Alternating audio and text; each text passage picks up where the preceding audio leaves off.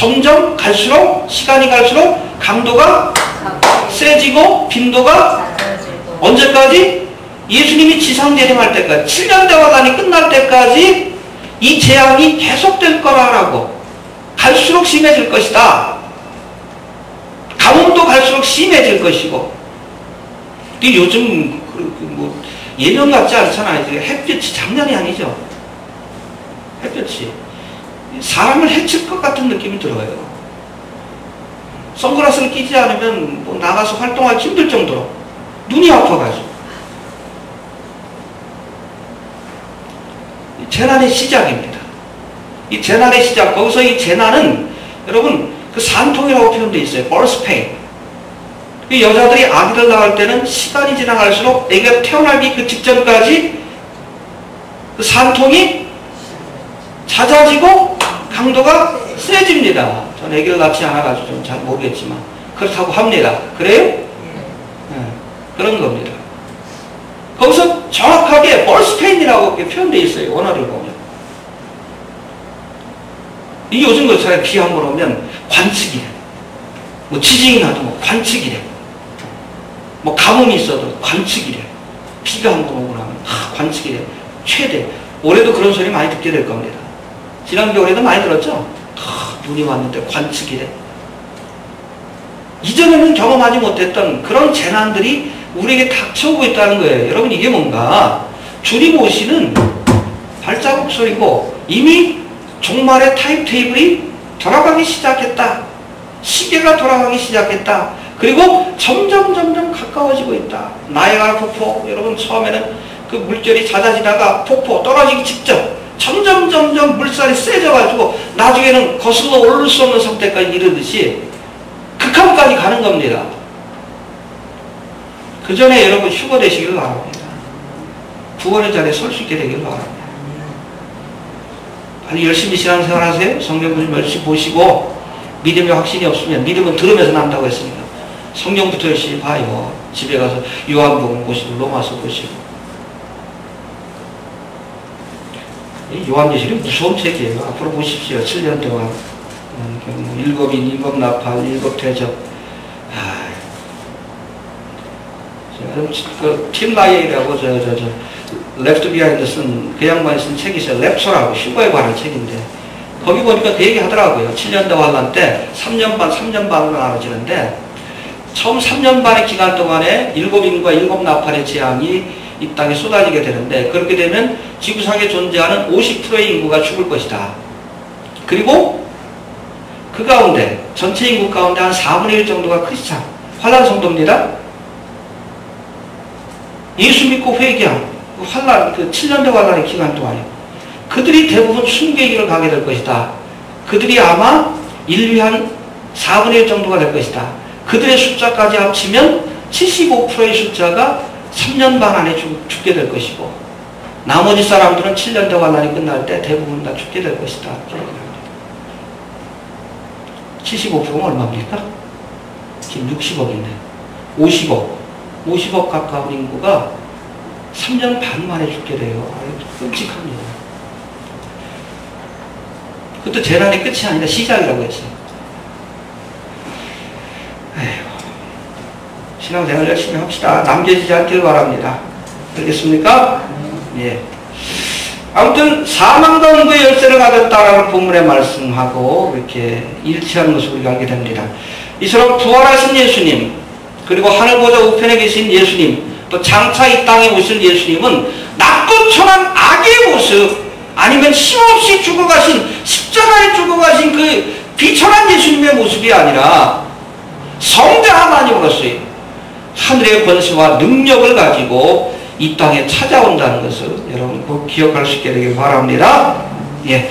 또 두 번째, 요한계시록에서 소개하고 있는 이 예수님은 심판의 주님으로 오늘 성경은 우리에게 말씀합니다. 해봅시다. 심판의 주로 찾아오신다.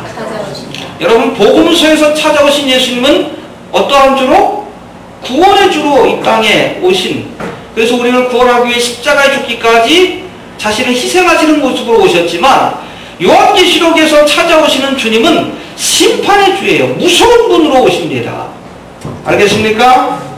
초림의 주님이 세상과 죄인을 구원하시기 위해 오셨다면 다시 오실 재림의 주님은 구원의 은혜를 거절한 세상과 이 죄인들을 심판하고 멸망하기 위해서 그렇게 찾아오신다라고 성경은 말합니다.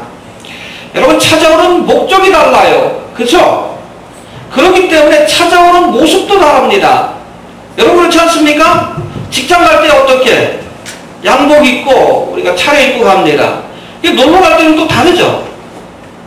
예수님도 마찬가지예요. 우리를 구원하러 오셨을 때는 구원자의 모습으로 죄인 한 사람이라도 용서하시고 구원하기 위해서 그런 모습으로 오셨지만 재림의 주님은 심판하기 위해서 오십니다. 이게 아주 무섭고 준엄한 분으로 표현되고 있어요. 봅시다. 14절 봅시다. 시작. 그 머리와 털의 길이가 흰 양털 같고 눈 같으면 그의 눈은 불꽃 같고. 예, 여기 보니까 그의 눈은 불꽃과 같다. 해봅시다. 불꽃과 같다. 불꽃과 같다. 예, 불꽃과 같은 눈으로 이 죄인과 세상을 심판하기 위해 오신다는 겁니다. 눈이 불꽃 같다는 것은 인간의 모든 행위와 그 마음속 깊은 것까지도 꿰뚫어 보시는 예수님의 전지성. 불꽃과 같은 눈으로 다 보시고 그 모든 행위를 드러내시고 심판하신다는 거예요. 두려워하십시오. 알겠습니까? 그 눈을 피할 자가 없어요. 우리가 잠시 사람의 눈을 속일 수 있어도 불꽃과 같은 눈으로 여러분들이 어둠 가운데서 행한 그 일, 심지어 여러분 마음속에 있는 죄된 생각까지도 다 꿰뚫어 보시는 그 주님의 눈을 피할 수는 없다는 겁니다. 또 불꽃과 같은 눈은 죄악된 세상을 향한 주님의 분노를 상징합니다. 분노. 하나님의 백성들을 핍박할 때 주님께서 인내하고 참으셨지만 재림의 주님은 그 분노와 진노를 쏟아놓으신다는 거예요. 여러분, 예수님을 이런 모습으로 맞이하지 않길 바랍니다. 알겠습니까? 예. 또 16절에 보니까 그 입에서 좌우의 날선검이 나온다라고 말씀합니다. 16절 봅시다. 시작. 그 오른손에 7뼈에 있고 그 입에서 좌우의 날선검이 나오고 그 얼굴은 해가 힘있게 비치는 것 같다. 예, 오늘 본문에 보니까 그 입에서 뭐가 나온다고요? 그래서 이 검으로 세상을 심판하시는데 이 좌우의 날선검 롬파이라고 되어 있습니다. 이건 여러분 큰 장도가 아니라 짧은 칼이에요.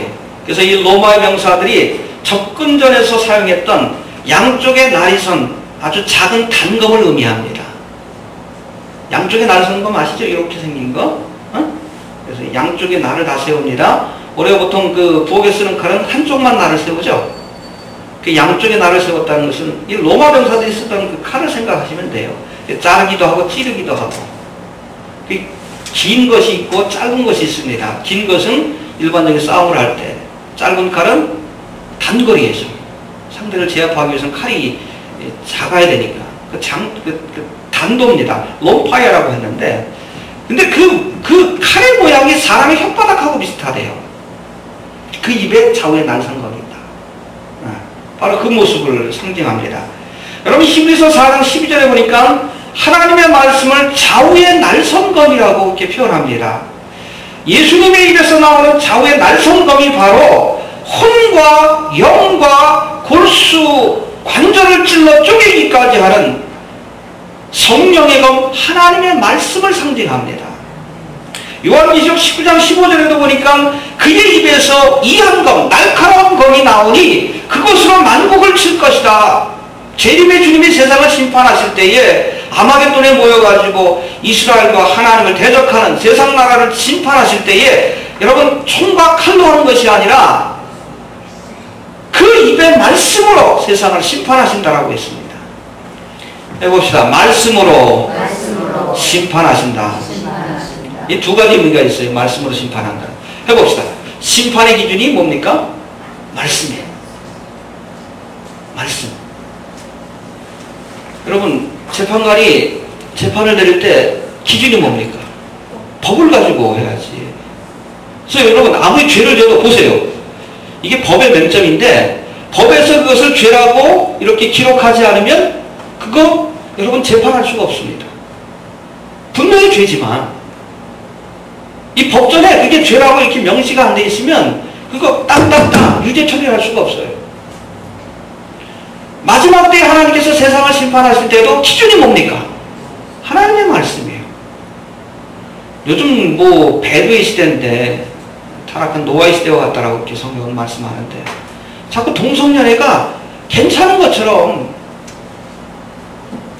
죄가 아닌 것처럼 얘기를 하는데 아니에요. 그건 세상의 기준이고 세상의 철학입니다. 성경은 뭐라고 했습니까? 분명히 죄라고 했어요. 이 말씀의 기준에 의해서 심판을 받게 된다는 거예요. 그래서 여러분 신앙생활을 해도 보세요. 돌지 마시고 말씀대로 하시길 바랍니다. 말씀대로. 어떤 분들은 나름대로 열심히 신앙생활해. 그건 여러분 제가 그랬죠. 그건 신앙생활이 아니라 종교생활이다. 그건 나름대로 열심히 어떤 절대자를 추구하고 종교적인 삶을 삽니다. 그건 불교 신자들이 더 잘해. 하나님은 그거 책임지지 않습니다. 하나님의 말씀대로 믿음 생활해도 해봅시다. 말씀대로. 그래서 기독교를 말씀의 종교라고 합니다. 뭐 유교가 무슨 형식의 종교고 또 불교를 뭐 참선의 종교라고 이렇게 표현한다면 기독교는 말씀의 종교. 마지막 심판도 우리가 구원도 하나님의 말씀을 들을 때 믿음이 생기고 그 믿음으로 구원받는 거예요. 심판의 기준이 말씀입니다. 또 심판의 수단이 바로 말씀이에요. 말씀으로 선포했을 때에 여러분 창세기에 보니까 하나님께서 말씀하실 때 빛이 있으라 하심에 빛이 있어. 창조의 능력이 있습니다. 여러분 복음서를 보세요. 예수님께서 죽은 자를 향해 나사로야 일어나! 죽은 자가 살아납니다. 부활의 능력이 있어요. 뿐만 아니라 이 말씀은 여러분 저주와 심판을 가져오기도 합니다. 예수님께서 무화과 나무를 향해 다시는 내가 열매를 맺지 못하리라 저주했어요. 열매 없는 무화과 나무를 향해. 그 다음날 가보니까 뿌리부터 말랐어. 제자들이 보고 놀랍니다. 말씀은 여러분 창조의 능력, 구원의 능력이 있을 뿐 아니라 이 말씀은 저주와 심판을 가져오기도 한다는 사실. 그 능력을 가지고 마지막 때의 세상을 심판하실 것이다. 좌우의 날선검과 같은 그 말씀으로. 여러분 이 심판대 앞에 서지 않기 위해서는 이제부터라도 하나님의 말씀에 유념하시고 그 말씀대로 살기 위해서 애써야 합니다. 예. 그리고 심판의 주님 18절에 보니까 우리 다시 한번 봅시다. 18절 시작. 못산 자가 내가 전에 죽었었노라. 볼지어다 이제 세세토록 살아있어 사망과 음부의 열쇠를 가졌노니. 예, 여기 보니까 사망과 음부의 열쇠를 가지신 분. 우리를 사망과 음부에 던져놓을 수 있는 권세를 가지신 분이라는 뜻이에요. 누가복음 12장 4절 5절에서 말씀합니다. 내가 내 친구 너에게 말하노니 몸을 죽이고 그 후에는 능히 더 못하는 자들을 두려워하지 말라. 세상의 관원들, 권세자들을 두려워하지 마라. 그들이 비록 우리의 육신의 생명은 해할지 모르지만 그 이상은 못한다. 마땅히 두려워할 자를 내가 너희에게 보이리니 정말로 두려워할 분이 누군가를 내가 보여주겠다. 곧 죽인 후에 우리를 육신적으로 죽게 하실 뿐 아니라 또한 지옥에 던져넣을 권세를 가진 그분 하나님을 두려워하라. 이해가 됩니까? 7년 대환란 때는 많은 그리스도인들이 순교의 길을 갈 터인데 그 가운데는 잠시 육신적인 죽음이 두려워가지고 그렇죠? 예수님을 부인하고 짐승의 표를 받고 그렇게 하는 사람도 있을 거예요. 근데 그들을 향해 뭐라고 했습니까? 야, 하나님은 너희의 육신을 죽일 뿐 아니라 너희 영혼까지 지옥에 던져놓을 권세가 있다. 그분을 두려워해야 한다. 여러분 사망과 음부의 열쇠를 가졌다는 것이 바로 그런 의미입니다. 우리를 불못에 던져놓을 수 있는 영원한 지옥불에 심판하실 수 있는 그분을 두려워하라는 얘기입니다. 요한계시록 19장에서 재림하신 예수님께서 하나님과 그의 백성들을 대적하던 두 짐승과 세상 나라를 심판하여 불못에 던지게 될 것이다. 이게 지옥이에요. 이 마지막 영원히 불타는 그거 파이어 레이크라고 되어 있는데 불못에 던진다고 했어요. 또 20장에 보니까 누구든지 생명책에 기록되지 못한 자 구원받고 하늘 생명록에 내 이름이 기록되지 않으면